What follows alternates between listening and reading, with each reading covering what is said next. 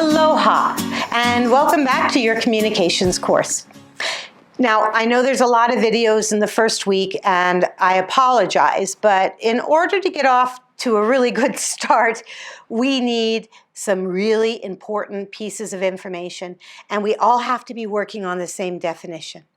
So today I want to talk about the observer and why I focus on the role of the observer in our class. To observe is to start the process of understanding. We cannot make meaning with each other or with ourselves unless we can really observe what is going on with ourselves and with the other person. If we don't observe the other person, let's say the other person is upset, and maybe they have their hands like this, crossed. Maybe they have a smile like this, or maybe they're just going like this during the conversation, and we don't take the time to observe that body language, then we're not going to encode our message correctly for the other person. The same way when we communicate with ourselves. When we communicate with ourselves, if we don't observe what's going on in our mind, our body, our environment, then we probably won't communicate well with ourselves. It may end up being a negative communication or maybe a misdirected piece of information that we're giving to ourselves, which will exacerbate the situation that might already be bad.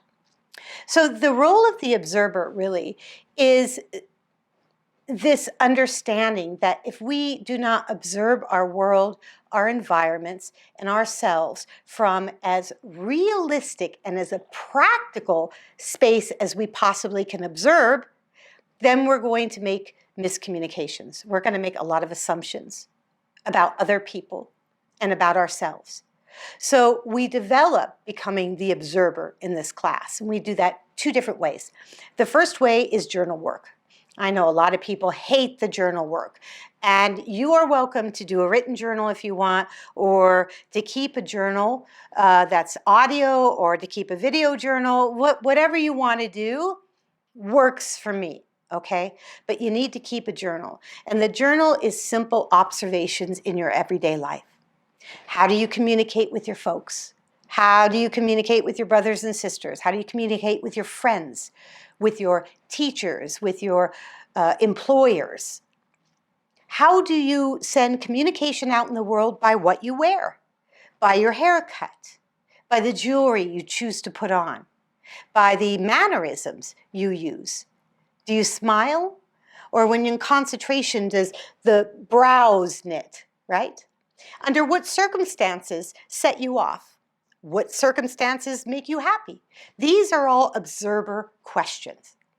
And the better you can know yourself, know thyself, a very, very old phrase that comes to us from philosophers, possibly even before the classical ancient Greek and Roman philosophers, to know ourselves allows us to have choice.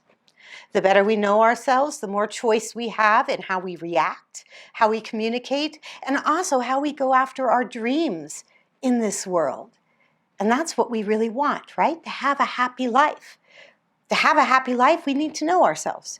So become the observer. Work at it. Observe other people. If you are at a restaurant, see how they eat. See how they communicate. If you're at a bus stop, watch the other people at the bus stop. Don't become a stalker or anything like that, but just be open to seeing, hearing, and observing how other people communicate and function, and also, most importantly, how you communicate and function. The second way we become the observer is through meditation and mindfulness. Because through meditation and mindfulness, we help quiet our mind, minimize the noise, right? Communication noise, all noise in life. We help minimize it so that we can observe ourselves and our thoughts better. So those are the two ways in which I am going to encourage you in this class to become the observer. Work with the journal, take a look at how other people, including yourselves, function, and finally, minimize noise through mindfulness, meditation, and becoming the observer in those moments as well.